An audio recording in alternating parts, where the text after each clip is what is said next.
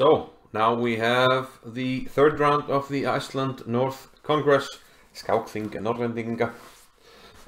A weekender that I played at the end of April 2018. And the format was we played 4 rapid games on Friday, 2 classical games on Saturday, and 1 on Sunday. So the games on Friday, we started at 8 o'clock.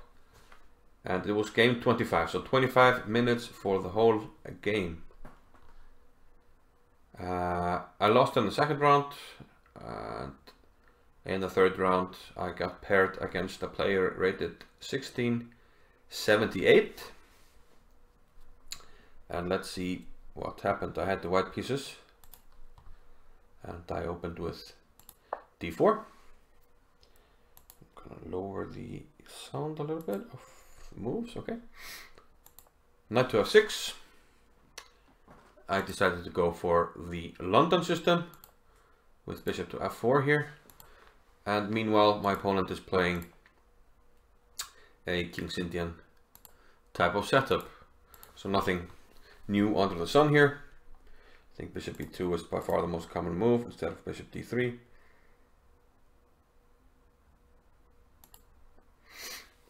But yeah, it doesn't really matter. The difference is usually it goes here. If it goes to d3, you can in some cases be hit with e5 and e4 later after black goes like knight e7 and rook e8. You don't want to be hit with a tempo e5 and have to react to the threat of e4. So usually the bishop goes to e2. b6 now by my opponent. A flexible system. I played this myself.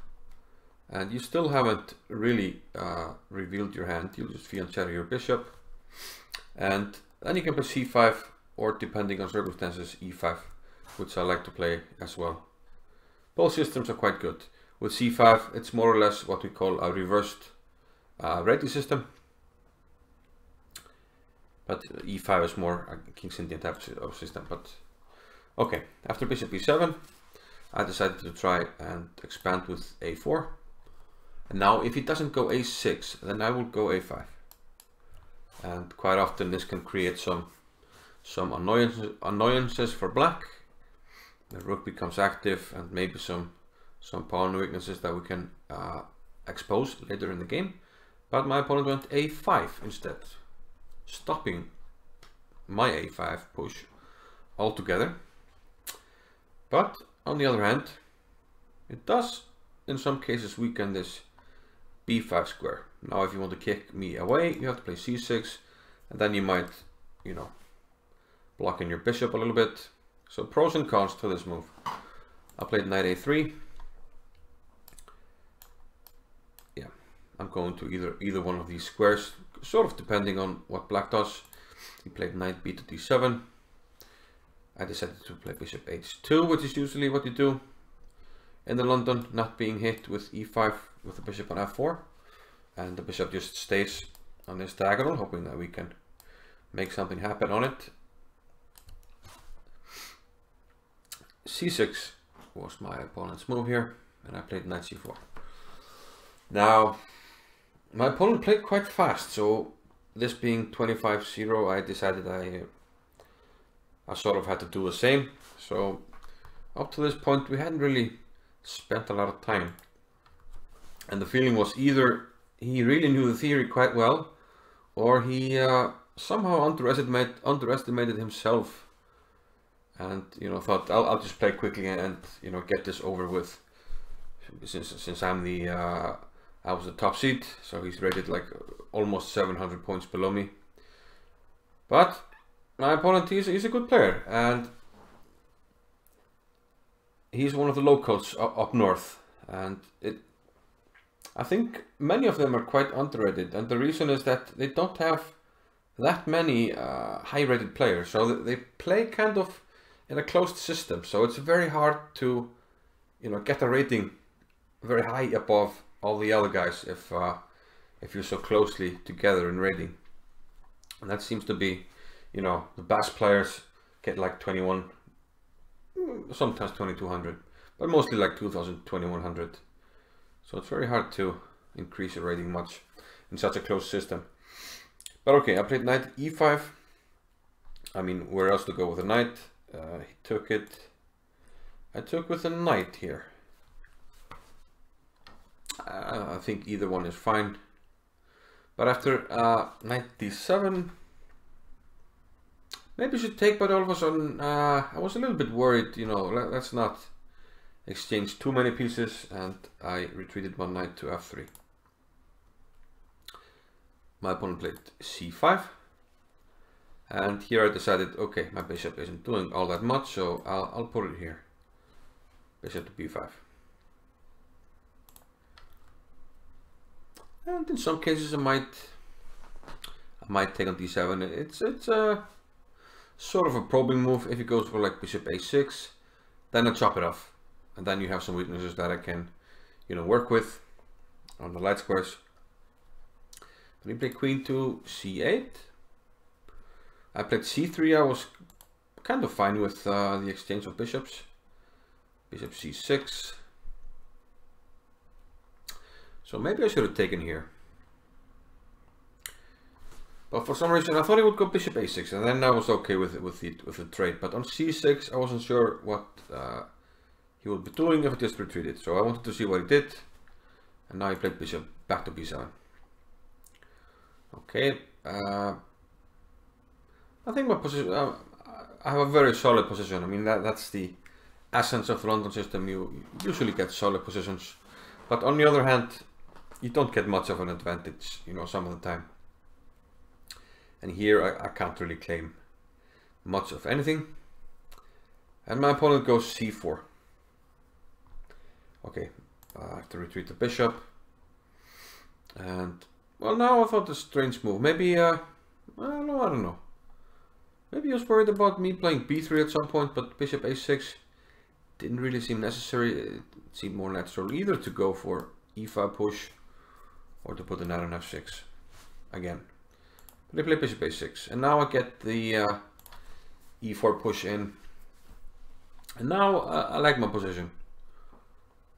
If you play e6, which he didn't do, it just seems very good for me. I can even like you know, flick in this one first, and then close the position. Then I will simply attack on the king side. I'll move my knight, f4, g4, and then f5. And all my pieces are set up quite nicely for such an offensive. So in this position, black can't really allow me to play e5, so he takes on e4 correctly. I took with the bishop, and rook to a7. The problem with bishop b7 is I just take with my bishop, and at the end the pawn on c4 hangs. So rook a7. Here I should probably put something on the e file. It's a very natural move, but I played knight e5. Not really sure what my thinking was. I just felt okay. I felt that was slightly better, and I was happy with the trade on e5. The danger is that I simplified too much. He took with a knight, I took with a bishop. Now, looking at it afterwards, perhaps I should have taken with a pawn. One thing I didn't really appreciate is I can, you know, it looks like both bishops are kind of locked out of the game, but I do have an option of playing f4 at some point, and then the bishop can come either to h4 or even f2, which I didn't really fully appreciate.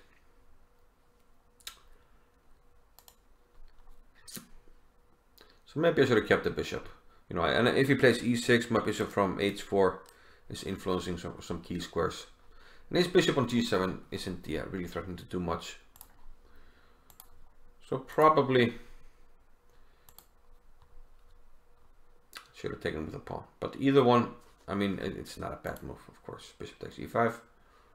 He took with a pawn, and now he played rook d7. And yeah, here I pondered for quite a while if I should play e6, which at first looked tempting.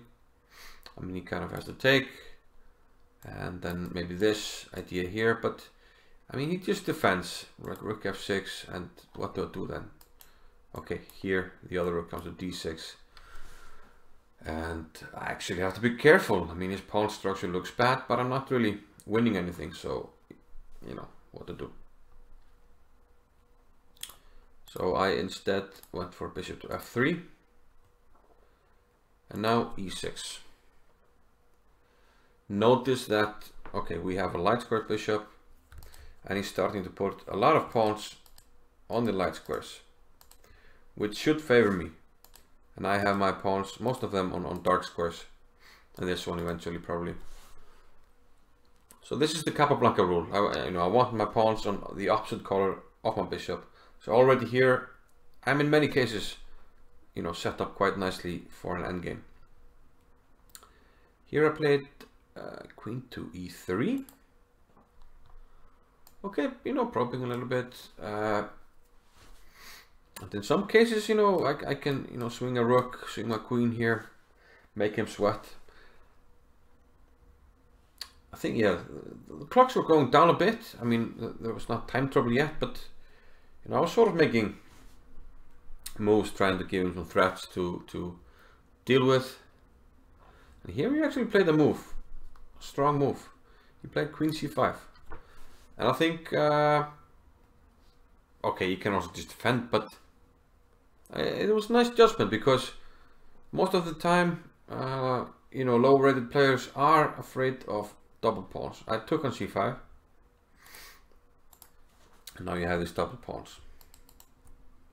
It turns out though that it's really difficult to break through, and maybe it's not even possible. So my opponent, I mean, if he now he's trying maybe to come to the b file. This can, post up on d3 in some cases. I thought I would have to contest the d file immediately, which I did. And actually, when I took on c5, I thought about this continuation, and I just thought I'll play bishop here, bring my king, and at some point I'll play b3 and win a pawn.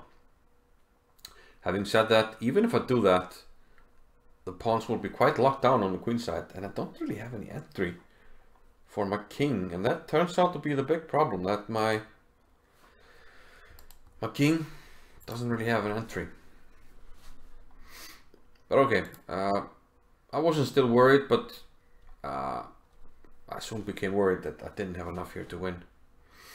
So f3. Okay, no rush to do anything really. Just gonna bring my king, bishop d5.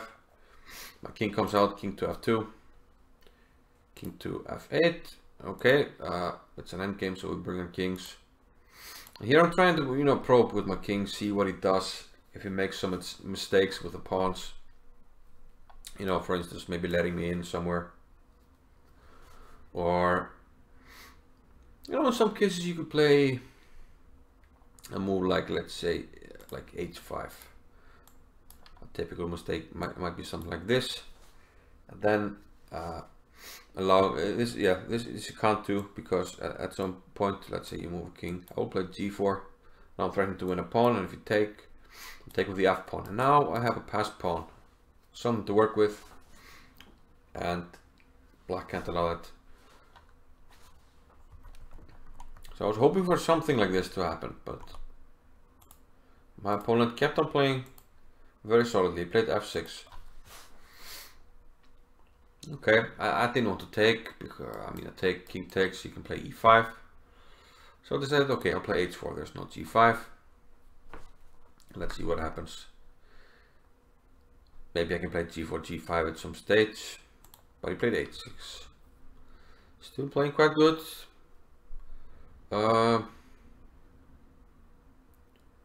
Bishop c2, I attack, pawn on g6, he defends with the king. And now bishop to b1.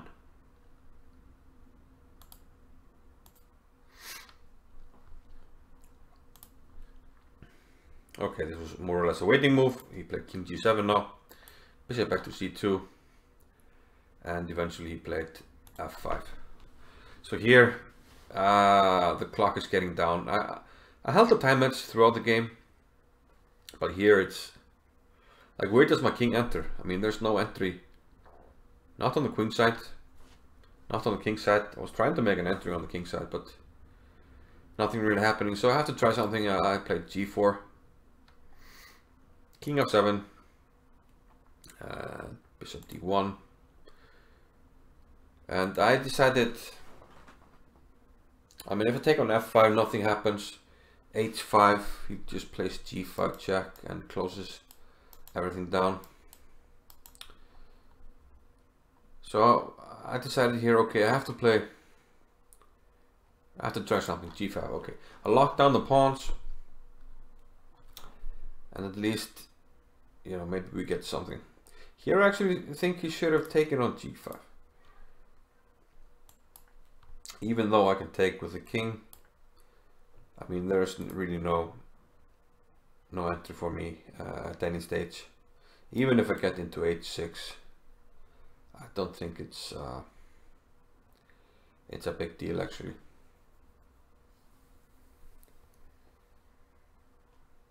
I don't see how I increase the pressure. Okay, okay, let's say even he plays here, I go here. You know, whenever I attack this, he will just attack the other one. I can't defend and attack at the same time. And how do I increase the pressure? I don't see it. Maybe there's some way, but yeah, I think he should have taken, but h5, it's still drawn, I think. But at least it gives me an idea now. I played king e3, he played king f7, and I should have played f4 here. I gave him a chance here. I played king d2, and now he should just play f4. I don't know why I didn't allow that. I thought it gave me some option of like f4, maybe some. Okay, first king e2, then bishop here, maybe. But it doesn't do anything. There's still no breakthrough, and even have to be careful there. So yeah, a mistake which could have been devastating. And I was starting to worry actually. Like I played king d2, should have played f4, king e7, f4. Okay, I thought I could never lose, but what if he brings the king at some stage? You know, okay, I can never lose, but I don't see how I win either. He played bishop to e4. Okay, I attacked bishop here, and okay, I had basically, you know, accepted I'm not going to win this game, but you know, let's try, you know, let's try all the tricks we can find. And the idea with playing g5 is that we've set up these pawns that I talked about, the Capablanca rule. Oops. And one of the advantages of having your pawns like this is greater mobility and also targets. And here, if his king strays too far away, then I have this idea of taking on h5, and all of a sudden my my g pawn becomes a passer if he takes. So this was my, well, only remaining idea really. So I was hoping that after I played king c1, I was hoping he would follow suit and trail my king. You know, I don't really have a threat even, but I was hoping, like, you know, he would go here, I'll go here, and he would go here, and I take, and whew, yeah, oh, we escaped. But no, he realized he played king f7. So now, okay, I thought the only idea I have left is to bring my king to a3. I played bishop d1, set it up like this, and eventually to play b3. This is my only break, so I tried it here. The problem is, he can just take it. I mean, it's the last try, I have to try it though. He can just take it, bishop takes, and let's say bishop to e4. I don't see how I improve my position. Let's say bishop here, king b3, king e7, bishop b5. bishop d5 check. Whenever this bishop moves, he will give a check, and this means I can't come to c4. If I can't come to c4, how will my king penetrate? If I play c4, everything's blocked. So as you can see, I mean, how do I enter with my king? I don't see it. Here, check. No entry for the king. So c takes b3 is just drawn. My opponent played king e7. And very fortunately, I think now it's no longer drawn because I have the move b4. Sometimes it's better to take one step instead of two. You can push the pawns 2 squares, but in this case there's no en passant, so this turns out to be the decisive move. Yeah, we played on for a bit, but because I'm making a pass pawn now and I can take on h5, this is actually just game over. Can't remember. Okay, I think I took and something like king here. I just played a5. And around here, okay, we were short on time, but this is game over. I can just even win the pawn. Oh, it doesn't pass her. If his king moves too close, we take on h5. So yeah, tried to the bitter end and it paid off, and a crucial win. If I hadn't won there, my chances would have been slim. So after the 3 rounds, I'm now with 2 points, and at the top my other fellow FMs, Jón Kristinn Þorgeirsson and Áskell Kárason, they managed to win all of their 3 games. So now we have only the 4th game remaining, the 4th rapid game, and then the 3 classical games. So I hope you stay tuned for the end of this tournament, and I'll see you in the next video. Bye bye.